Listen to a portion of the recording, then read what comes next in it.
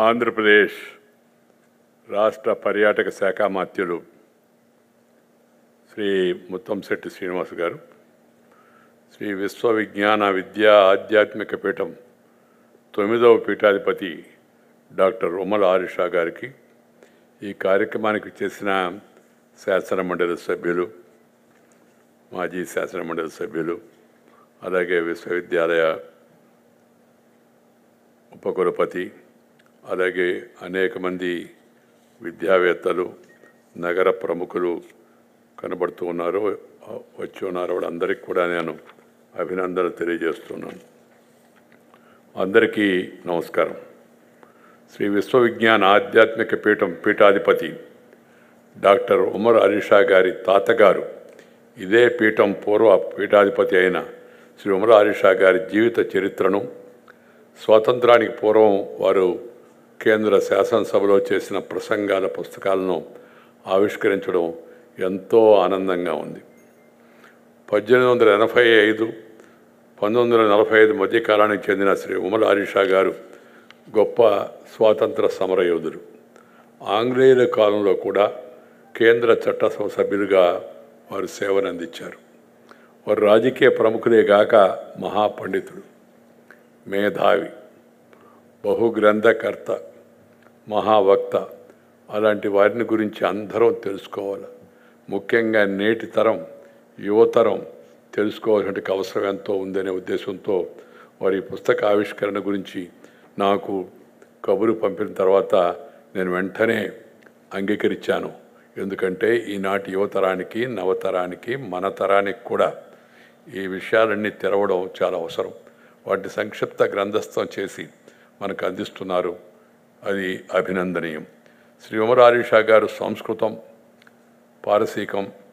పార్సీ, తెలుగు, ఆంగ్లం, ఫ్రెంచి భాషలను అధ్యయనం చేసిన బహుభాషావేత్త. అనేక పురాణ ఇతిహాసాలను ఔపోసన పట్టిన ఆధ్యాత్మికవేత్త. అన్నిటికీ మించి ఆధ్యాత్మిక మార్గం అంటే సేవా మార్గమే అని చెప్పిన మానవతావాది. నేను విశ్వసించేది కూడా అదే. ఆధ్యాత్మికత అంటే భగవంతుడికి పూజలు పురస్కారాలు చేయడం అంటే సేవా మార్గాన్ని అనుసరించడమే భగవంతుని చేరుకునే మార్గమని నేను బాగా విశ్వసిస్తాను. ఆజాదీ కా అమృత మహోత్సవాల నేపథ్యంలో ఎంతోమంది స్వాతంత్ర సమరయోధులను, వారి కృషిని, త్యాగాలను మనం స్మరించుకుంటున్నాం. స్మరించుకోవాల్సిన అవసరం ఎంతో ఉంది.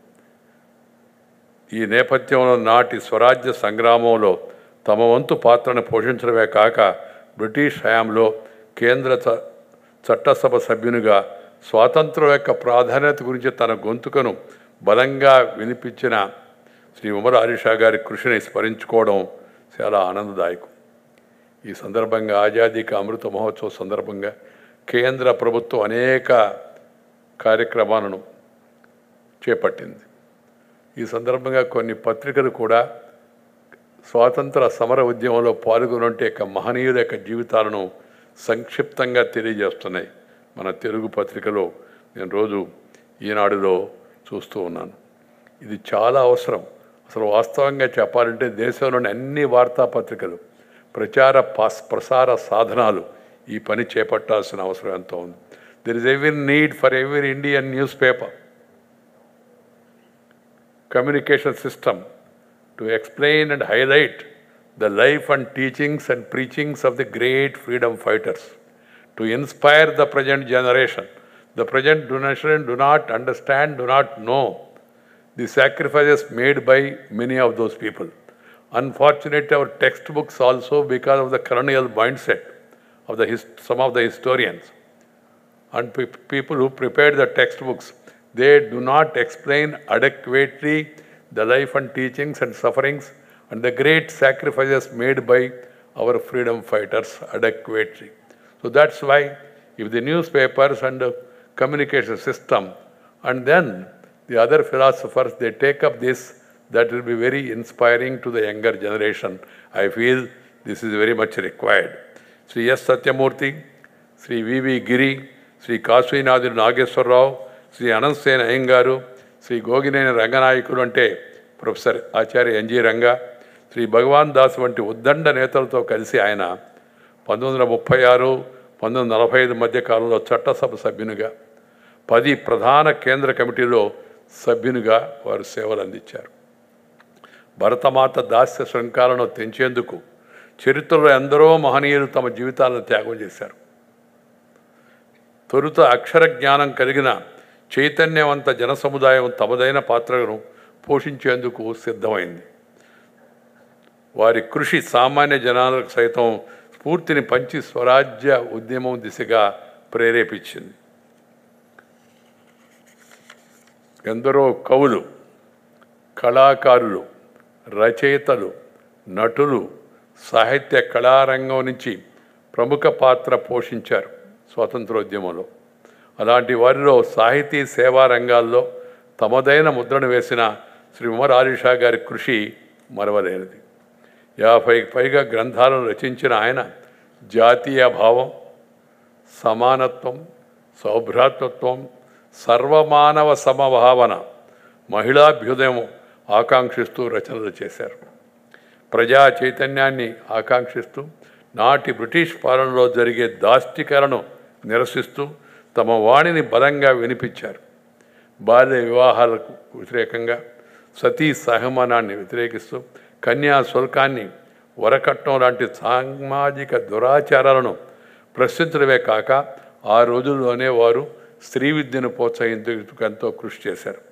స్వరాజ్యం వచ్చి 75 సంవత్సరాల మైలురాయిని అధిగమిస్తున్న తరుణంలో కేంద్ర ప్రభుత్వం ఆజాదీకి అమృత మహోత్సవ పేరిట గొప్ప ఉత్సవాలు సంకల్పించింది.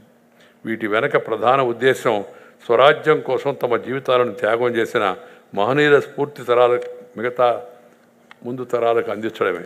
అందుకని కేంద్ర ప్రభుత్వంతో పాటు రాష్ట్ర ప్రభుత్వాలు, స్థానిక సంస్థలు, సాహిత్య, సంగీత, కళారంగం, పత్రికా రంగాల్లో పనిచేస్తున్న అందరూ కూడా ఈ ఆజాదీకి అమృత మహోత్సవాన్ని తమ తమ స్థాయిల్లో అన్ని పీఠాలు, అన్ని పీఠాధిపతులు, అన్ని మత పెద్దలు, అందరూ సాహితీ ప్రముఖులు, మరెన్నో అన్ని రకాల సేవా కార్యక్రమాలు నిర్వహిస్తున్న క్లబ్బులు, విజ్ఞాన కేంద్రాలు అందరూ కూడా తప్పనిసరిగా ఈ ఆజాదీకి అమృత మహోత్సవం ఇది రాజకీయం కాదు, రాజకీయానికి సంబంధించింది కాదు, నేటి తరానికి సంబంధించింది కాదు, నాటి తరంలో నేటి తరం కోసం ప్రాణత్యాగం చేసిన మహనీయుల యొక్క జీవితాల గురించి, ఆ తదనంతరం మనం సాధించిన ప్రగతి గురించి, సాధించవలసిన ప్రగతి గురించి, మనం సాధించిన విజయాల గురించి, ఇంకా మిగిలిపోయిన కార్యక్రమాల గురించి ప్రజానికం ఒక్కసారి స్మరించుకోవాల్సి ఉంది. అన్ని స్థాయిల్లో ఉన్న ప్రజాప్రతినిధులు అందరూ కూడా ఈ కర్తవ్యాన్ని తమ బాధ్యతగా గుర్తించి ముందుకు తీసుకెళ్ళాలి.